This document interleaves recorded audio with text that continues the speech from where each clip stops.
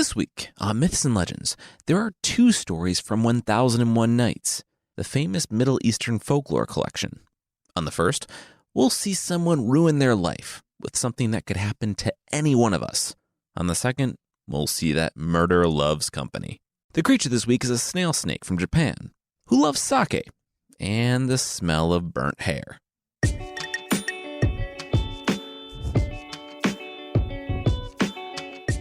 This is Myths and Legends, episode 201, In the Wind.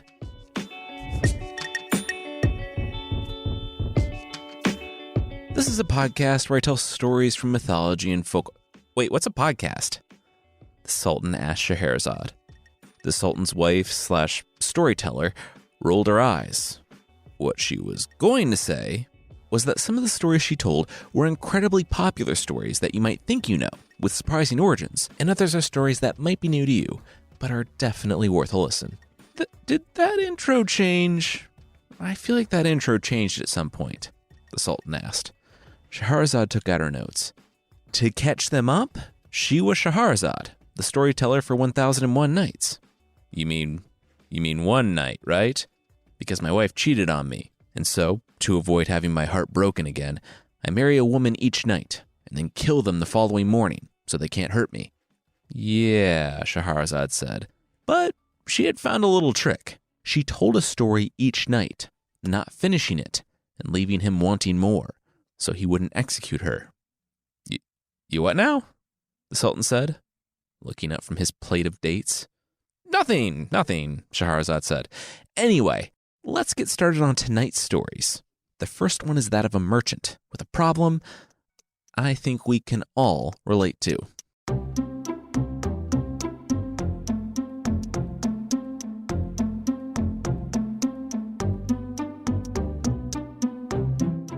It was Abu Hassan's wedding day. Again, he had been married in his youth, but tragically, she had died long ago. So Abu poured himself into his work, and he was successful, very successful. In fact, he was the most successful merchant in town. His friends kept telling him to marry again, but he said he hadn't dated in so long that he wouldn't know what to do. Besides, he was just a middle-aged man with nearly limitless wealth. Who would be interested in that? As it turned out, so many young women would be. As Abu Hassan learned when his friend led him to a matchmaker, he went in skeptical.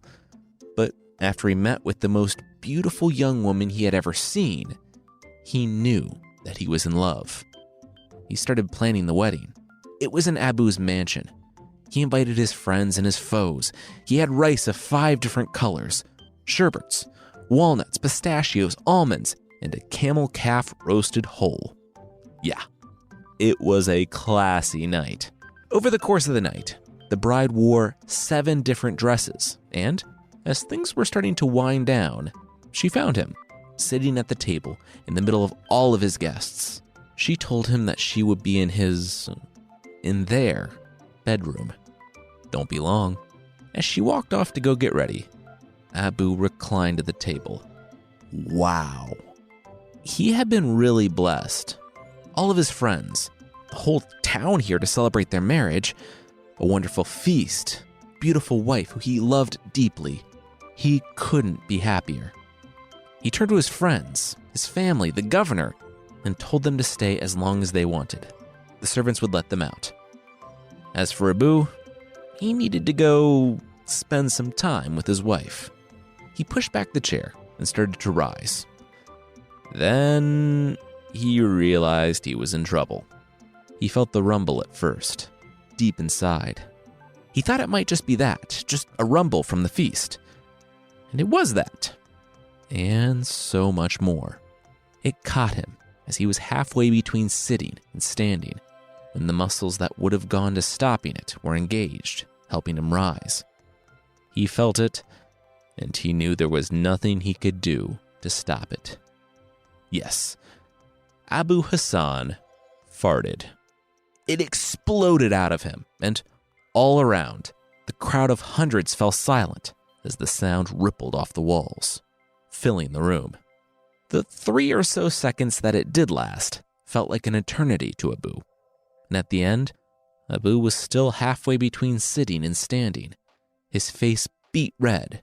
One of his friends coughed and asked, would someone pass the dates? The whole party quickly resumed their conversations, like the fart had never happened. But it did happen. Abu was sweating now, standing in the middle of his own party. He said he had to go. His wife. He took off, running from the room, running from his mansion, and finding his mare. He rode from the city itself, down to the coast, dozens of miles, to the port, all while weeping bitterly. By dawn, he was on a ship looking back at his own homeland, as it shrank on the horizon. He was never going back. After a fart like that, he could never go back home.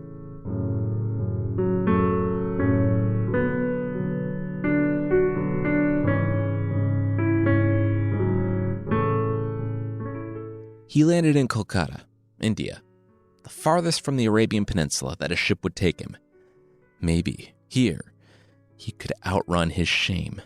Even though he showed up nearly destitute, he found a community of his countrymen who were connected to the local king. In time, Abu Hassan showed his shrewdness and his ability to turn one piece of gold into 10, and he grew in wealth and status on the edge of the world. For many long years, he lived in India, but he was alone. He didn't dare to make friends, didn't dare fall in love, lest he embarrass himself again. And always memories of that night would haunt him, and he would cringe at all of his friends and family hearing him fart.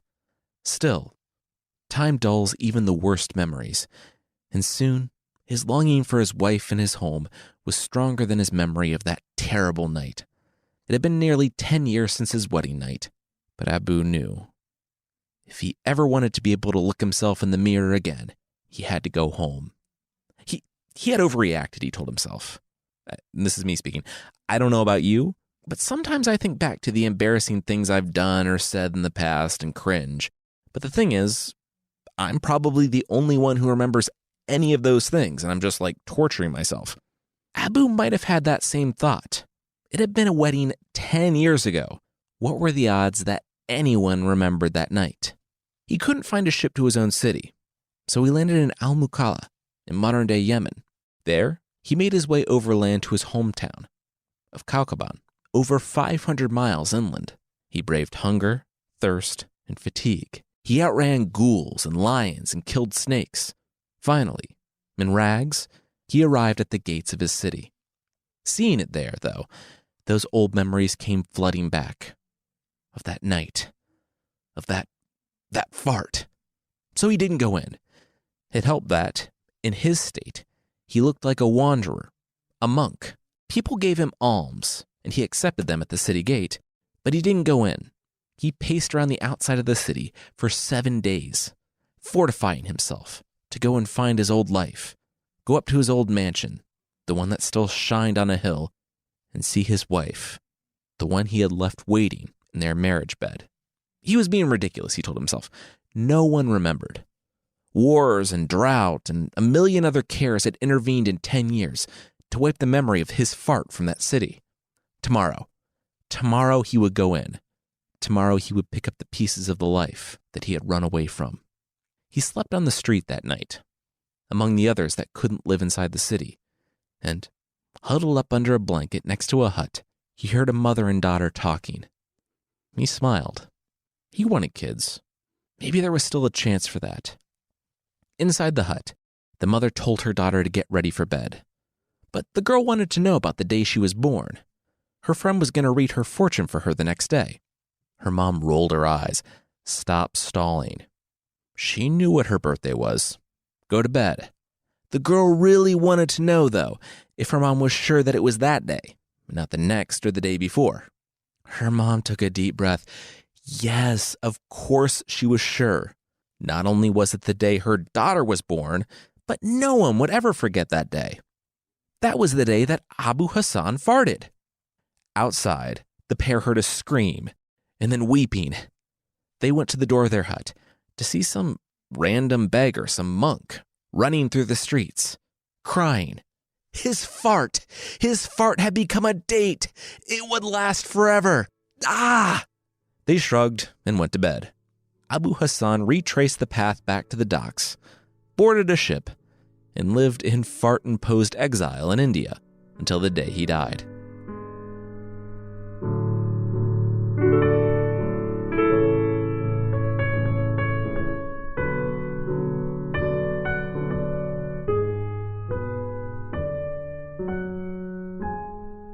I don't know, the Sultan said to Scheherazade. The farting thing, you said it was something I could relate to. That's never happened to me. Okay, I'm your wife of what, a year now? And I can be real because I'm literally fighting for my life every night. You fart constantly, Scheherazade said, turning the page on her notes. Yeah, but I'm not embarrassed about it. It's an honor to be in the presence of my farts. It's a gift, not something to be ashamed of. Scheherazade pursed her lips. Sure. Anyway, they still had time until she was set to be executed in the morning, so they were going to do another story. This one was the story of a man with a hunchback who came over for dinner and of the disasters that followed. But that will be right after this.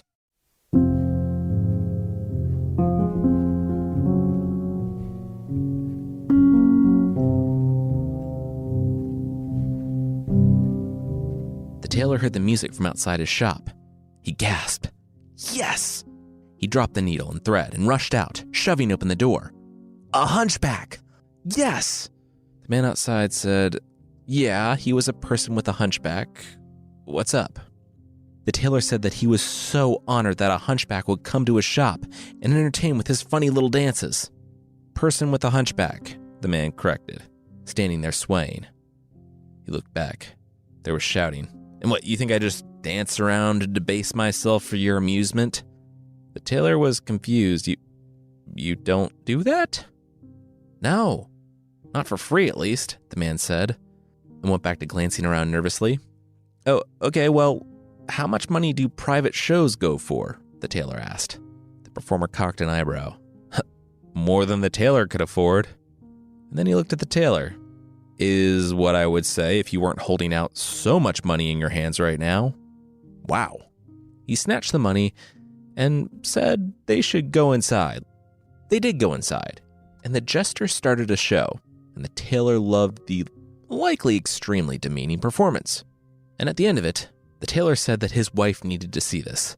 The performer looked outside, seeing guards questioning people in the street. He said, now? Would now work?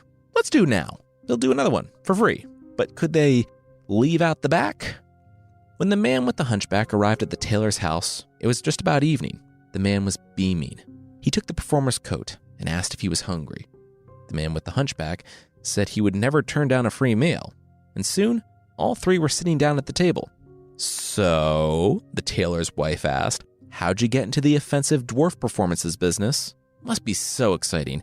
Traveling, performing, having the most powerful people in the world view you as subhuman and laugh at you. The performer sat back. It's pretty much exactly how it sounds, but unfortunately it's part of the story. And if anyone asks if I was here, let's just, keep this whole performance between us. The tailor grinned. Absolutely. And how's the fish, man with the hunchback? Are you okay? He wasn't. He was choking.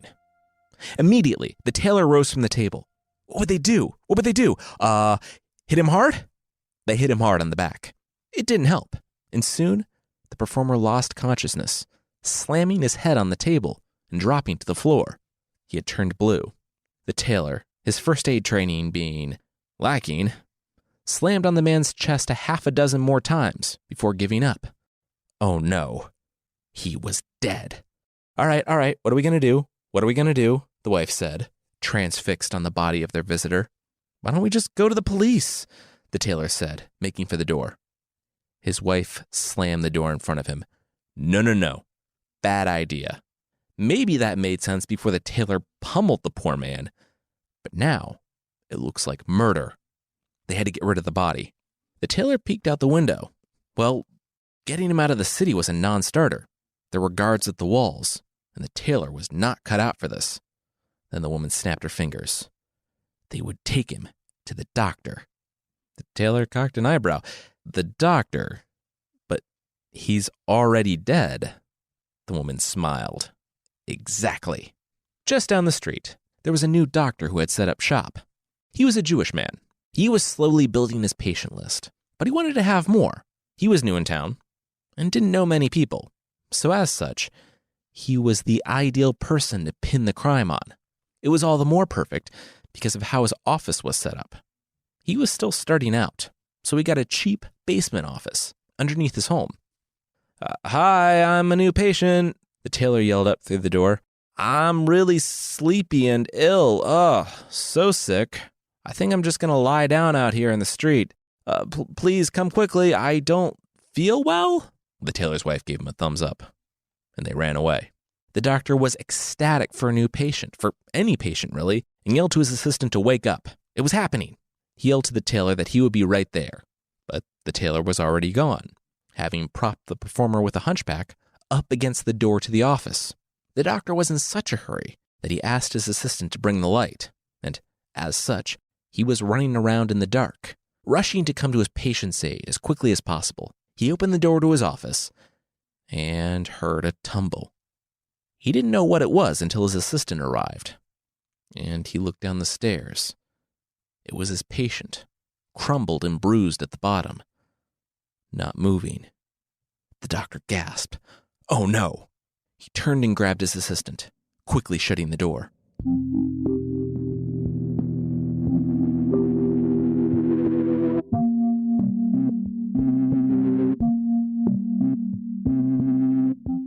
So what's the big deal? We go to the police, tell them everything that happened, and we're good. We didn't do anything wrong, the assistant said. The doctor nodded as he paced in front of the body, the one that he had placed in his wife's bed. Yeah, that was a good idea. That's a horrible idea, his wife said when she returned to her room. The doctor turned to his wife. Why? It was true. They didn't do anything wrong. She said that no one would believe them. They had to get rid of the body before morning. Who knows who would come looking for him? Then the woman smiled. She knew what to do. Hurry, get him up to the roof. The Jewish couple had a Muslim neighbor. The way the laws were structured in the country at that time, he could be responsible for the accidental death of another Muslim man and maybe not face death himself. Maybe. They looped the cords under the man with the hunchback's armpits and found their neighbor's chimney, lowering the body down. For weeks, he had been complaining about the mice stealing his butter. They could hear him through the walls. They looked down the chimney and saw the performer standing up, propped up. They delicately retrieved their ropes and went back home. The doctor and his wife sat up until the early hours of the morning, with cups against the wall, listening for when their neighbor came home. Then, sometime around 3 or 4, he returned. He had been out at a family member's wedding, and it had lasted late into the night. When he returned, he froze. Someone was here. Someone was here, and they were trying to be sneaky. He picked up a club he kept hidden by the front door, shifted a few steps toward the chimney, turned, and struck. The intruder went down, and the man kept striking him. Come into his house, steal all of his delicious butter. Breathing heavily, he relaxed his weapon and went for the lantern. When it came to life, he looked at the body. Oh no. He took it too far. He murdered a man. He paced the room. The man was dead in his house. He had to figure something out. His solution is probably the least creative, because he doesn't think about which doctors have the darkest stairs or lower someone down a chimney. He just dragged the body out into the deserted city streets and propped it up against a wall.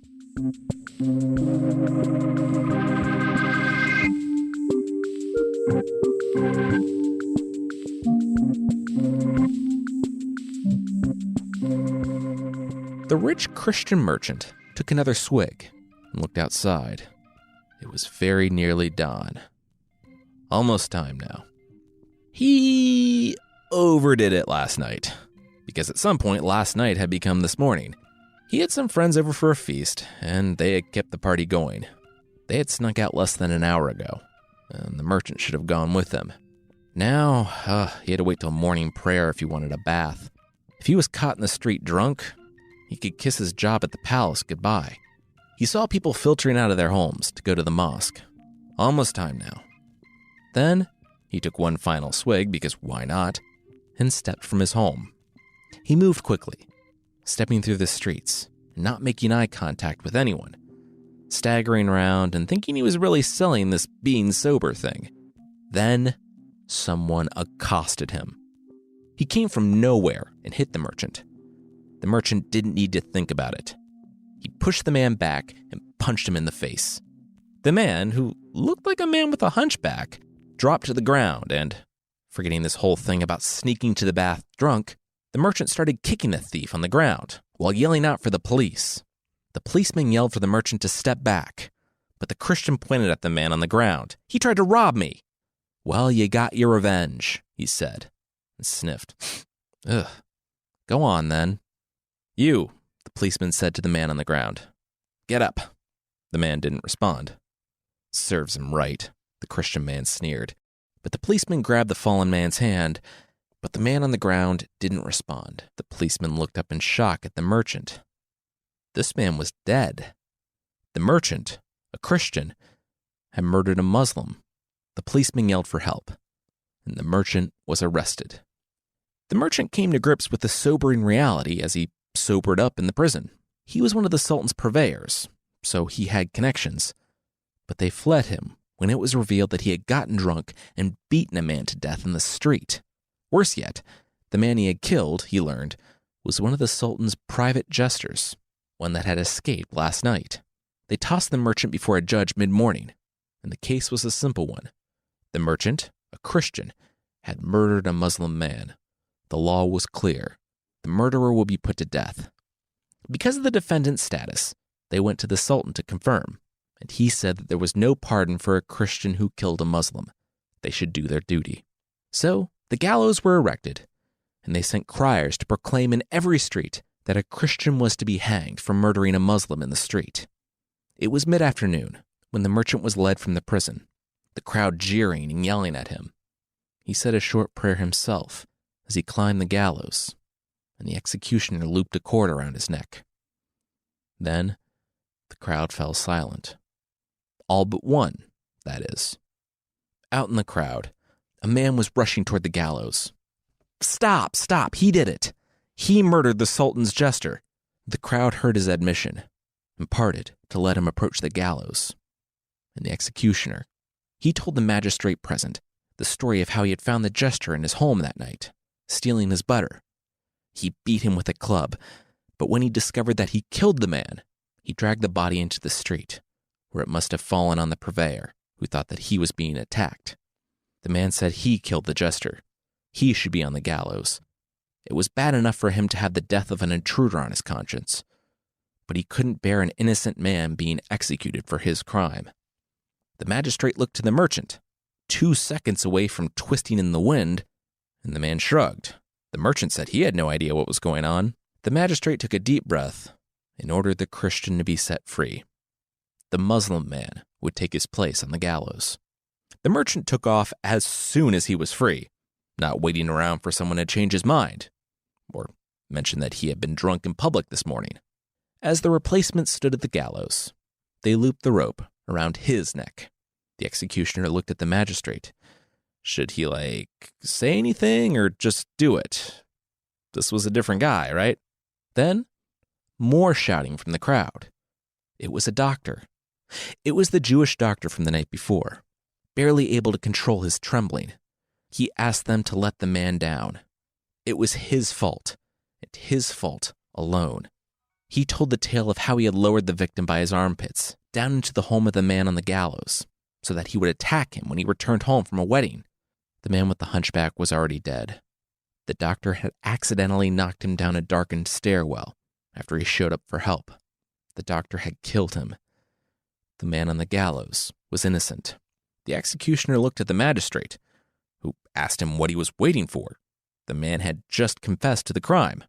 The executioner unlooped the rope around the second intended victim and asked, he wasn't an attorney, but this seemed like they weren't really beyond a reasonable doubt anymore. The magistrate laughed.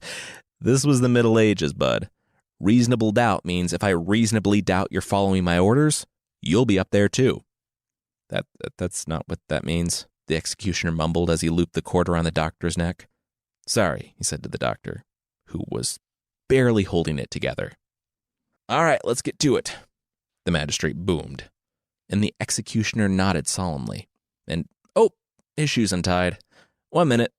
As he tied his boots, he looked out on the crowd.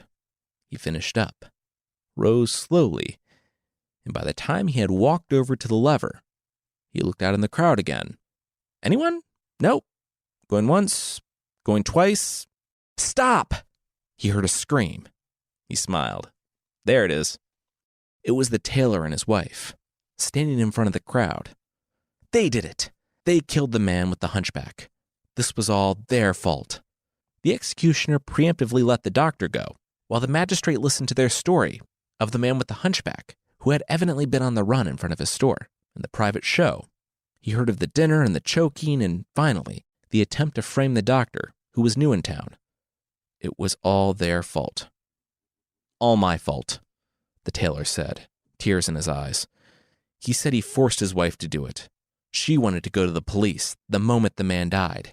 The magistrate said that was good. They only had one rope ready, and this execution was already running over. Someone should write this down, though. This was a good story. The Sultan would want to hear it.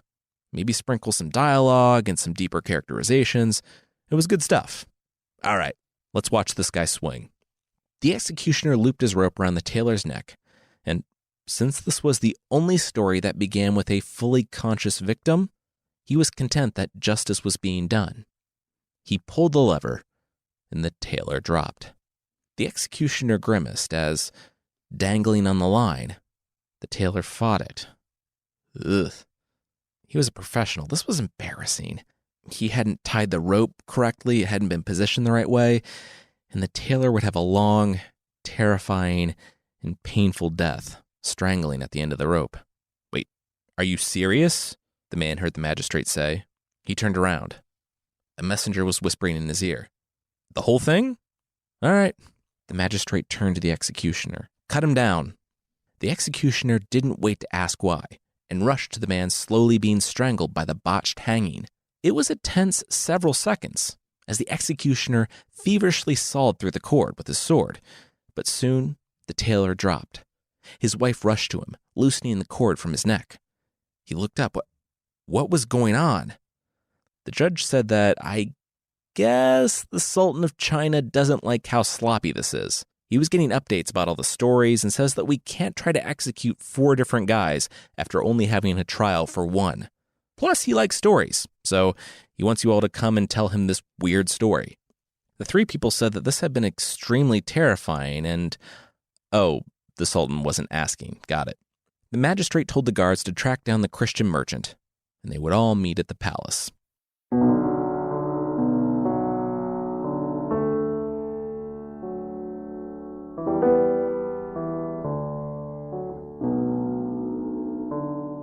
At the palace, the 4 men found the Sultan reclining on some pillows next to the covered body of his favorite jester, the dead hunchback. The Sultan of China was ready for story time and told the 4 men to take it from the top. Who were they? What was their deal? So each of the 4 men told a wonderful, fascinating, interesting story, some in multiple parts, that just left the Sultan enraptured in curiosity and delight. Then, the barber was there for some reason. Let's say that the Sultan needed a shave, and the barber was smart enough to not interrupt the Sultan's story time. He was bored, though. He hadn't come for story time. He had come to do a quick job that was turning into an all-day thing.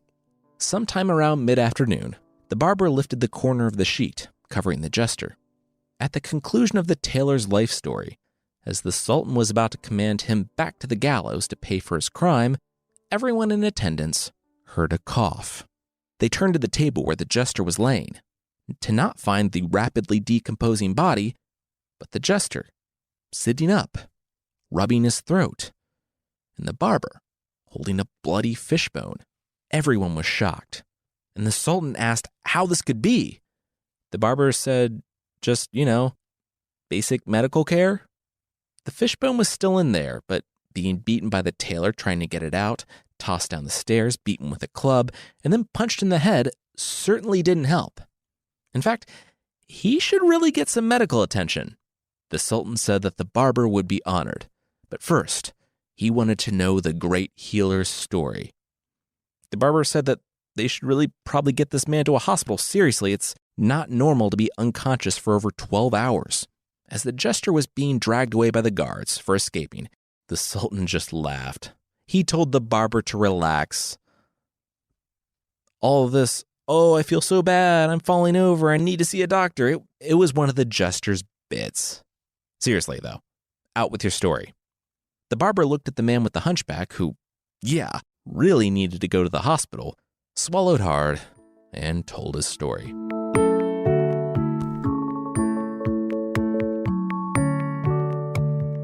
"Well," Scheherazade said, looking at the sun rising outside, "time for me to die, right? Because all women are terrible and not just the one who cheated on you?" The Sultan pursed his lips. "Yeah, but what was the barber story?" Scheherazade said that was a good question. It was awesome, by the way. But it's cool. It would die with her. Okay. One more night. Only because he really wanted to see how this ended. Scheherazade nodded with a smile. Deal. One more night.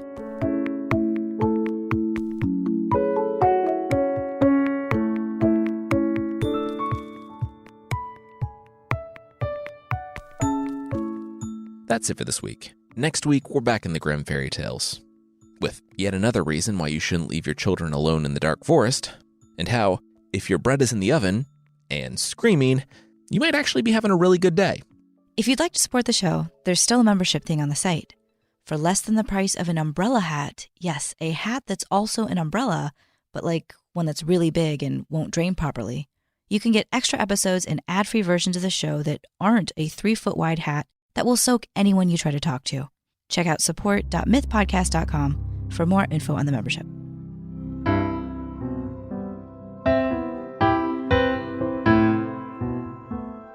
The creature this week is the Tsuchinoko from Japan.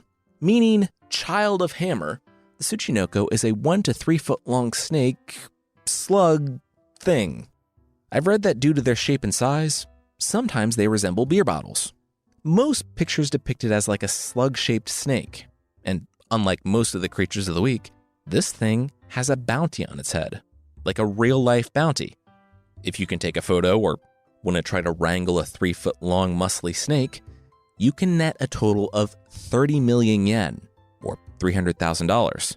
Be careful though, because it's not just a snake. It can talk, of course, it's a terrible liar by the way, and it's venomous. Like the fearsome critter from North America, the hoop snake, when the Tsuchinoko feels threatened, it will bite its own tail and roll after someone, attacking with its fangs. Oh, and I guess it can double jump, like in a video game. It can leap from the ground and then, in the air, make another jump, flying after you.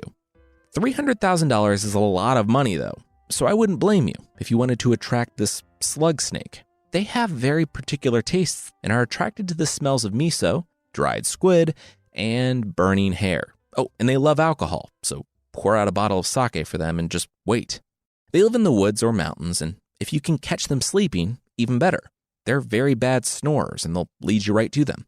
So yeah, if you're hiking and you see something in the form of a beer bottle flying at you, either it's a super venomous slug snake leaping to bite you in the face, or someone throwing a beer bottle at you.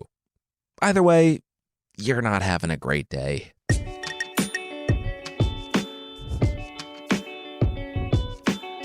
That's it for this week. Myths and Legends is by Jason and Carissa Weiser.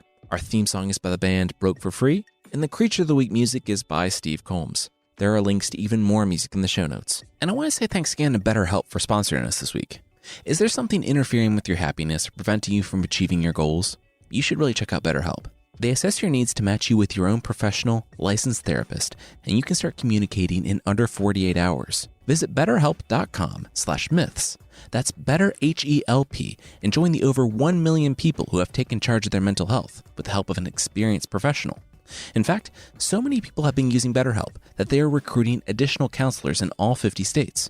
Myths and Legends listeners get 10% off your first month at betterhelp.com/myths. Thank you so much for listening, and I'll see you next time.